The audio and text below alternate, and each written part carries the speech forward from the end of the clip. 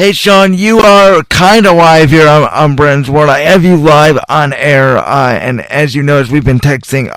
The set has had some technical difficulties, so I'm currently trying to record the audio. I don't know what we'll get. Hopefully, the archives can capture this conversation. But how are you, my friend? Oh, hold on. When I see the archives are down, not the archives, that, audio's down, it's like, oh man, hopefully we do get this captured. Yeah, so what's up that you guys are going to be able to hear this conversation today, but without further ado, Sean, let's go ahead and just get right into it. So, let's actually start off with the Browns game, because as you know, back in August, we had a little bit of a disagreement on this game. I know that you said that you thought the Browns were going to win the game. Do you still feel that way entering tomorrow's game? So I feel like they still have a chance. I'm not going to say it's like as definitive as I was saying back then. I'm hedging a little bit here, but honestly, I can't say for certain that they're going to win. I picked them to win just because coming out of a bye week, I hope that they can get their, what together. But really, it's just, I think the Patriots, I was underestimating how good they would be at this point of the season. I thought there'd be a little bit of a drop-off, coming off of a Super Bowl win. You usually get that from, a number of Super Bowl winners or people who've gone to the Super Bowl. You've seen that with the Rams and with the Falcons in recent years. And just really, I'm hoping the Browns win.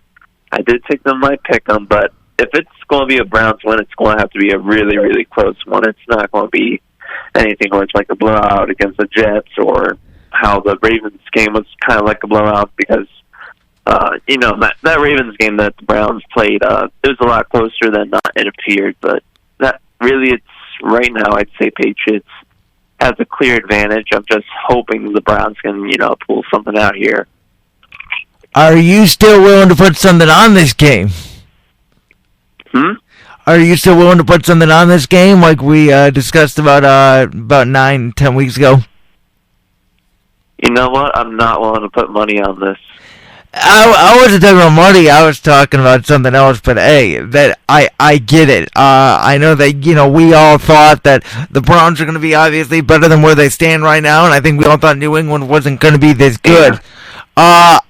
I will say this: that if the Browns were 3-3, I honestly would have been willing to put something on the line. All right, but they're not, so I can't feel comfortable enough, because it's like they're at the point where they could miss the playoffs if they drop too many games. If they drop 3 games, they're definitely going to miss the playoffs in my mind. So I can't comfortably say anything.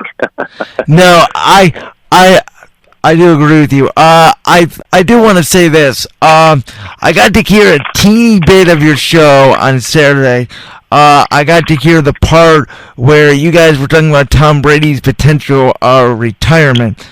And not just retirement, just more so his departure with his trainer's home up for sale, his home up for sale, him being in a contract year, and he will 100% for a fact hit free agency this March. He can move on. It's not just retirement talk, more so.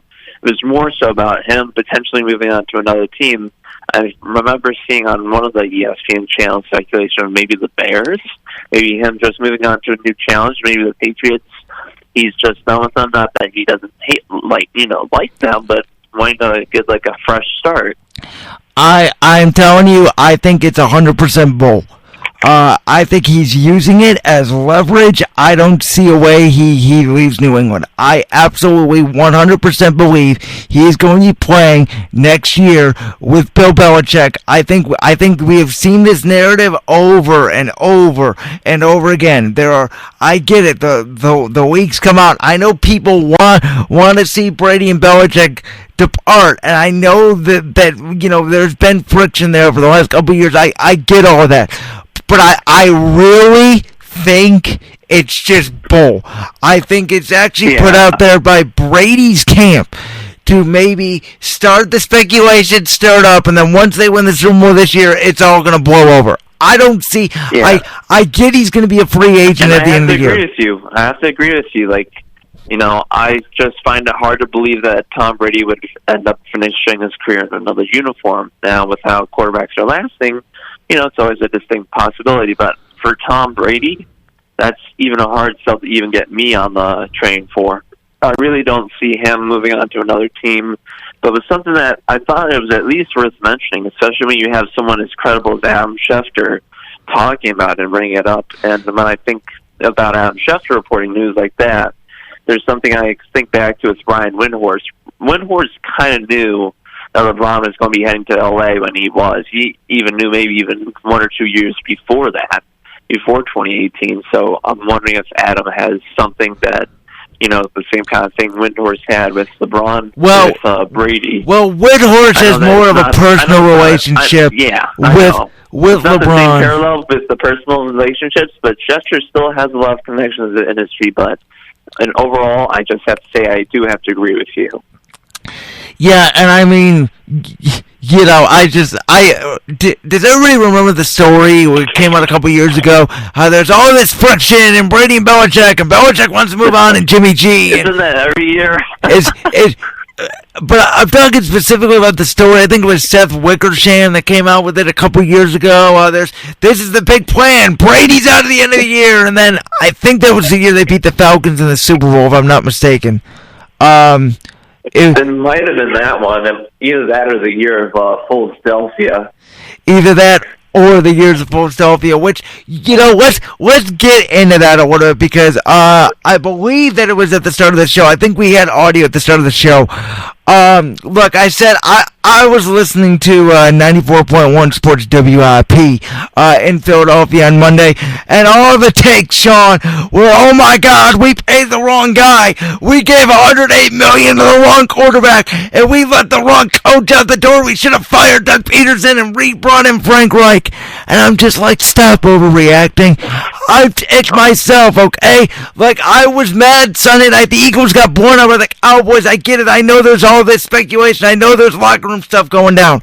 But at the end of the day, all you gotta do is win on Sunday. And in my opinion, I think the Bills matchup is a really good one for the Eagles to kind of get right. I think the Eagles match up well with the Bills, and you know what?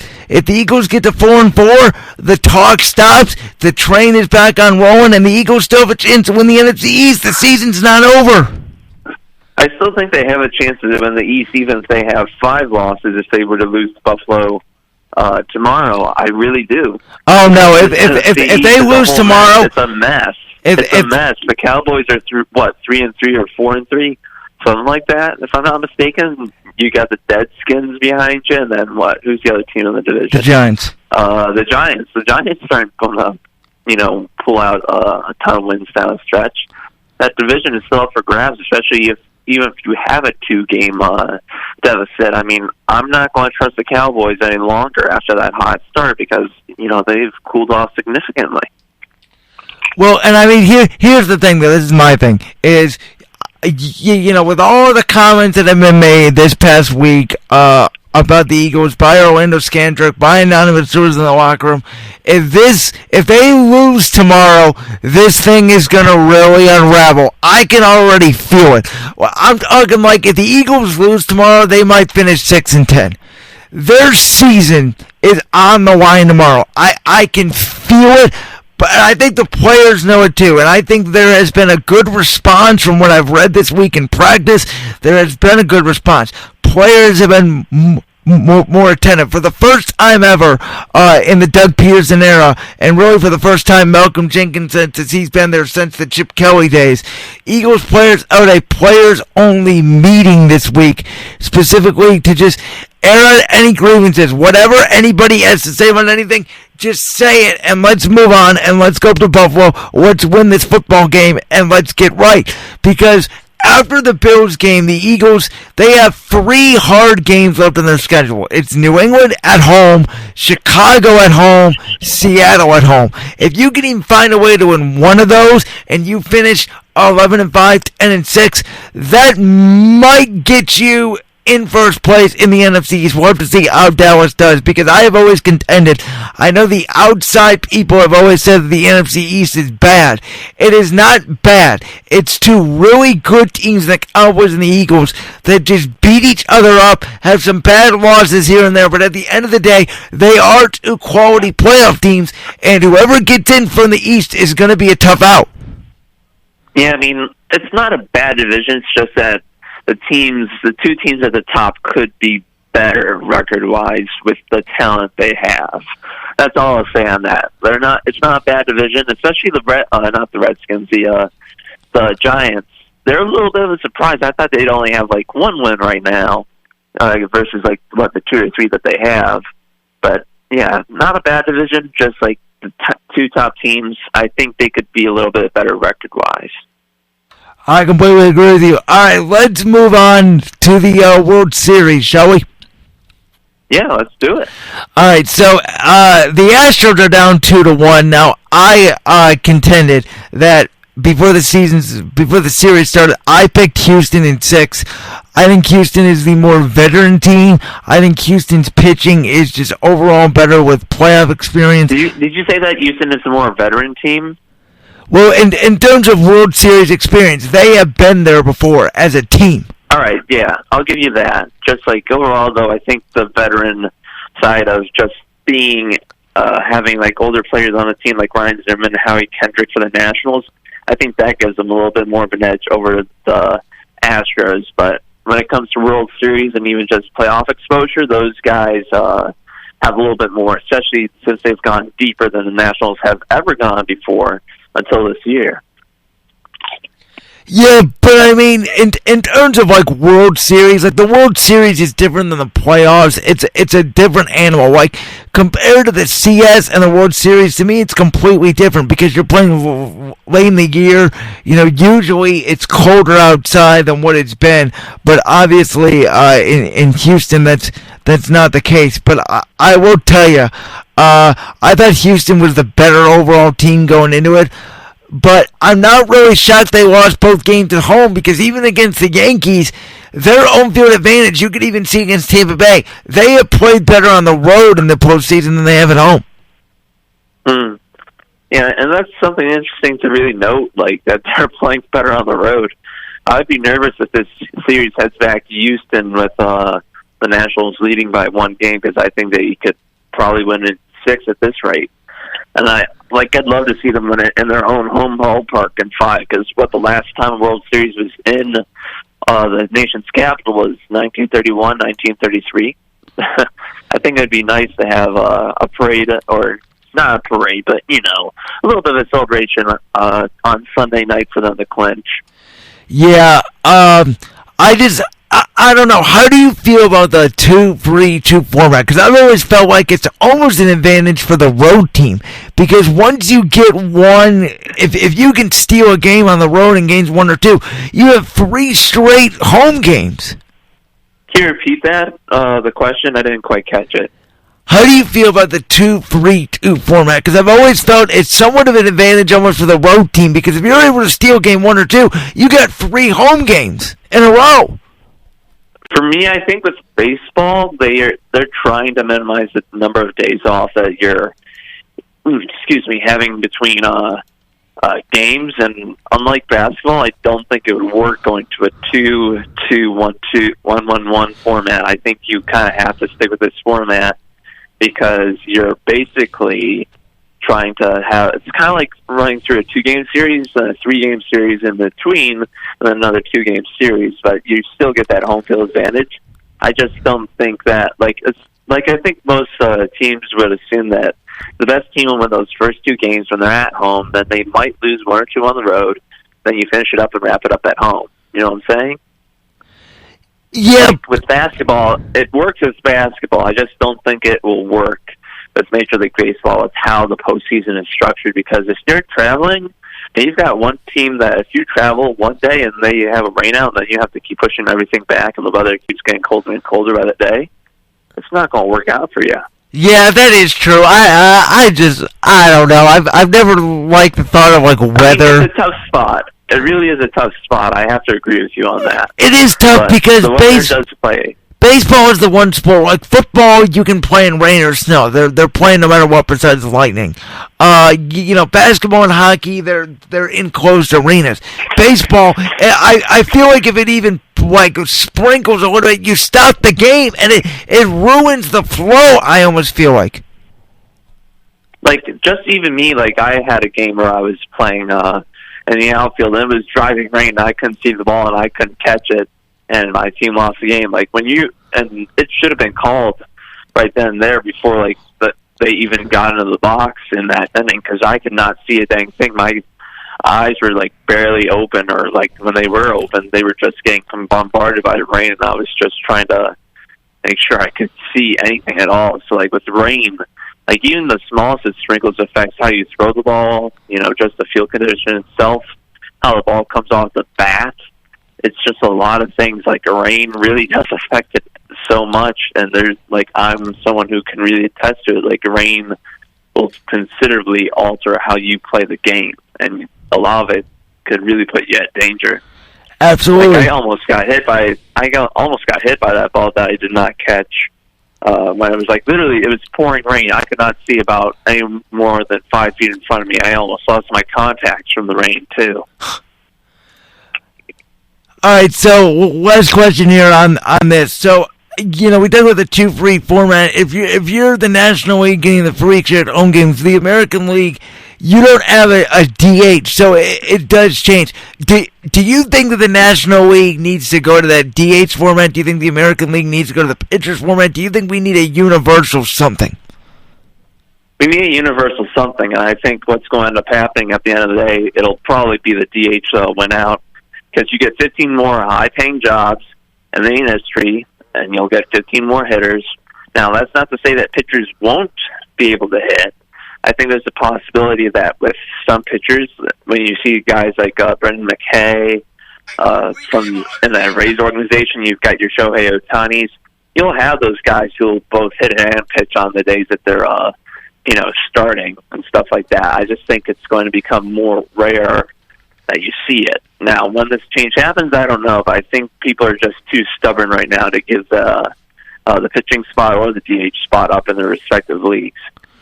It'll be universal at some point, but we don't know what it will be just yet. But if I were to put money on it, I'd say it'd be the DH.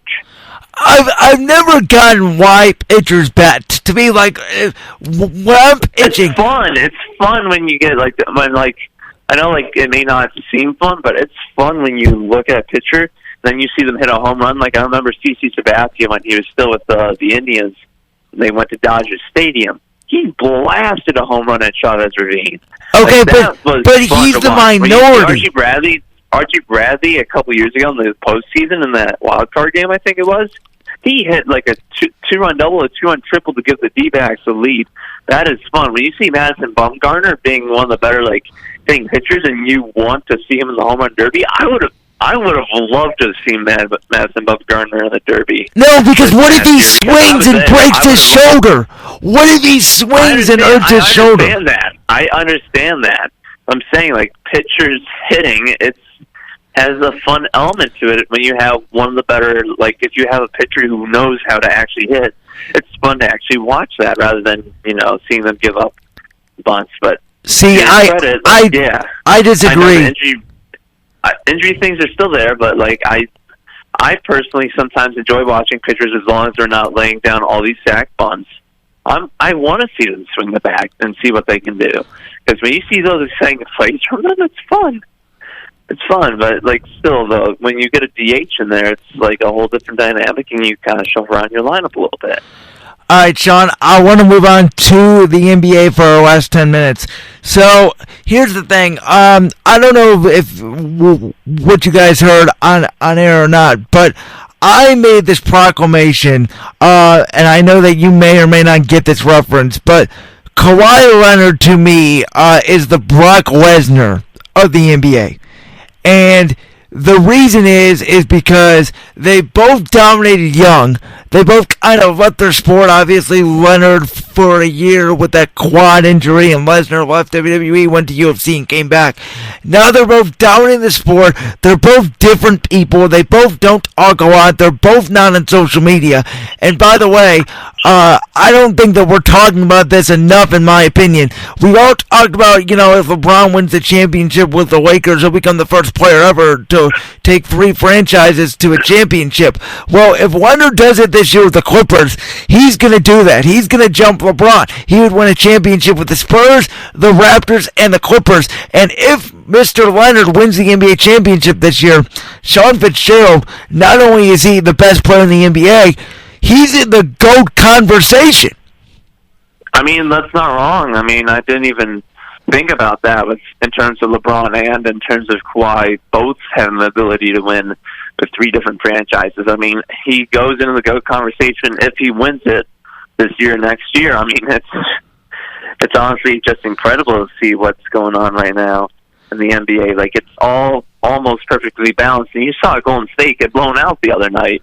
Now everything is like, even with D'Angelo Russell, even if Klay Thompson comes back for a few games at the end of this year, which I know right now they're ruling him out, like, it's perfectly balanced. Everything is so much better. The Warriors lost last year. It's like all is right in the universe. Yeah, I mean, I do think that this first month is going to be a little bit slow, just because I think it's a feeling out process. I think it also hurts us, the fact that Zion Williamson is going to be out for 6 to 8 weeks. I think that just, it hurts a little bit. Don't get me started on that. Because New Orleans now, I mean, we all thought that they had a chance to make the playoffs. Well, without Zion, these 6 to 8 weeks, they're not going to be, they're still a fun team. They got the Laker kids, they got JJ Redick, but they're just easily not as good, especially in the West. You know that every team that JJ Redick has been on, they've made the postseason? So he's never not missed the postseason. He's never missed the postseason. Every single team that streak's going to snap this year. If Zion gets back on that lower end of the timetable in 6 weeks, I'm willing to bet that they make it as an 8 seed. See, I just think you're going to be too far behind, because let's go through this. You got the Clippers, you got the Lakers, you got the Nuggets, you got the Rockets, you got the Jazz. I still like the Spurs. I contend Golden State is going to make the playoffs. I think now the Klay Thompson injury may affect that. You got Portland, Dallas. So I just think there's going to be too many teams, and I think they're going to have to make up too much ground when Zion comes back. It depends on who stumbles. Like, if there's teams that are stumbling, right out of the gate, you have a chance to make up some ground, and it may not be as much. I think Golden State may actually be weaker than I thought they were after that loss of Clippers, because I honestly thought that Golden State was going to win that game. Well, I don't think handily, but by a couple points. I don't think it's weaker. I think it's the fact that D'Angelo Russell does not fit with Steph Curry, in my opinion. Klay Thompson is the perfect fit with Steph Curry. D'Angelo Russell needs the ball. Klay Thompson doesn't need the ball. So I just think it's going to be too much of a James Harden, Russell Westbrook situation there, where it's going to be like one needs the ball, one just going to stand in the corner. Then the next possession, the other's going to get the ball, and the other's going to stand in the corner. So I think Golden State and Houston, to me, are the two teams that you're going to see that could potentially struggle. Because Houston, I'm going to be honest with you, I don't know if Russell Westbrook and James Harden make it to the trade deadline. I don't know how this is going to work. How are you going to add the two most ball hogs in the NBA on one team, and they're both chokers? So how are you going to expect this team to be at least good? I mean, their talent is good enough to make the playoffs, but in the playoffs, it's all about defense, it's all about chemistry, and that's two things that those two guys don't have. I don't have any rebuttal to that right now, but we'll just have to wait and see. I think this is going to be a really good NBA season just in general. Yeah, and, I think it's going to kind of kick off around Christmas. Admittedly, I think at the start of the year, I'm not going to be watching as much just because we're trying to finish up school stuff here with the semester. That's the same thing I'm in. I'm in that same boat, man, so I totally get it. Like, I'll try to catch one or two Cavs games as long as Dish doesn't block us again on campus. Unlike how they've still been stonewalling STO here. Yes, unfortunately. In fact, I'm still surprised that they stored Fox Sports Ohio, Fox Sports 1 and 2, and then Big Ten Network. That's still shocking. Yeah, I know. I know it. They brought back those 4 networks, but not Sports Time Ohio. Dish, bring it back. All right, Sean, give me your NBA championship this year and the series and who wins and why. Ooh, buddy. I need to look at the standings real quick. I'm putting us on speaker real quick because I want to make sure I don't mess this up. Go ahead. I will tell you, I got the Clippers over the Bucks in 5.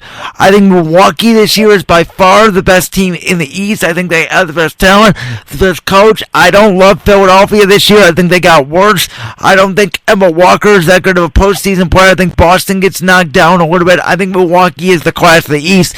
In the West, I just think the Clippers will come together late in the year. I think they beat the Lakers in 7 in the Western Conference Finals, and then I just think Kawhi Leonard takes down Giannis Antetokounmpo pretty easily, like he did with the Raptors. Just shuts him down, and maybe Milwaukee gets a game, but it might be a sweep. I think the Clippers win the championship this year, and Kawhi Leonard enters that GOAT conversation, like we were talking about. Yeah, I want to say it's Giannis and Leonard in the finals. 7 games. Advantage Milwaukee. I think just the continuity will help out a little bit. Wow. It's going to be close. They're all going to be super close games. But overall, I think 7-game series for Bucks and Clippers. Otherwise, I'd say my runner-up would honestly be to get into the finals from the West would be the Denver Nuggets. I still think they are way undersold talent-wise.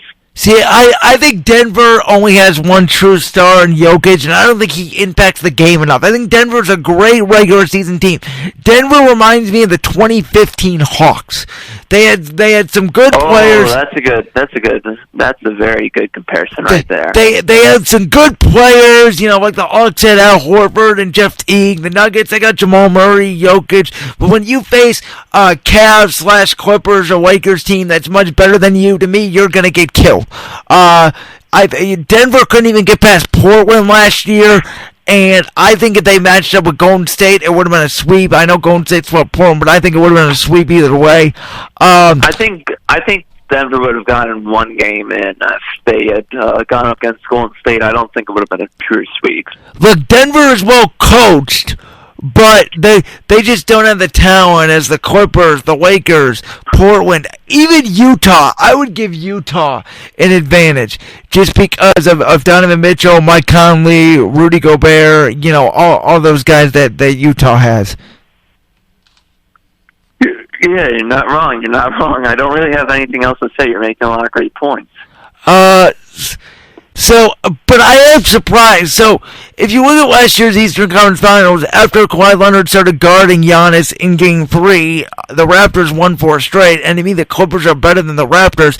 I think Milwaukee losing Brogdon hurts them. You really think Milwaukee can actually get and beat the Clippers? Because I don't think it would even be close. It depends really just on how Paul George comes back and play.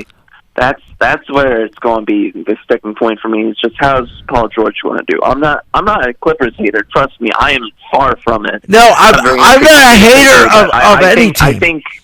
I'm not a hater of any team. I just think that I think that the more time that this Bucks team has spent together, I think it helps them out just significantly. See, I just think it's kind of like how most people are going to view the first LeBron year back in Cleveland, is that they need a little bit more time to mesh. But I think that overall, it'll be a close series if that happens. All right, Sean, we got to wrap it up. Is there anything you want to shout out, my man? Shout out to Enzo and Pass the Mic. We're on Fridays from noon to 2 going forward, no longer on Thursdays. We've got Where Things Stand NFL Edition Part 2 coming out Thursday afternoon. I want to thank Brandon in advance for doing edits. And hopefully the audio came back on between now and when we first started talking and everything. So we at least hope we got something, but that's my piece.